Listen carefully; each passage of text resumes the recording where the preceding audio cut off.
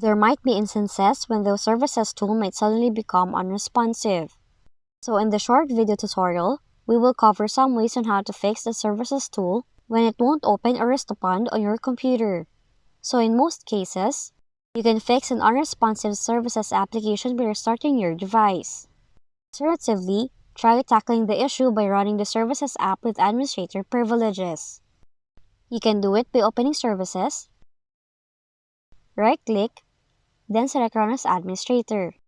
But if that did not work, sign into your device using a different Microsoft account.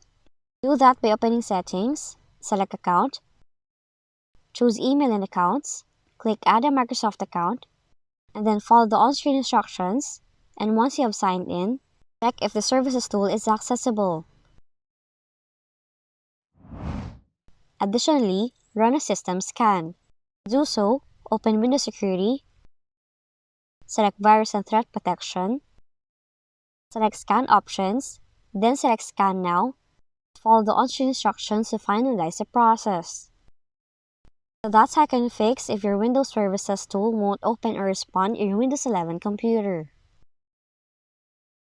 If you found this video helpful, kindly like and subscribe. You may also click and turn on the notification bell so you can be notified from whenever we release new videos.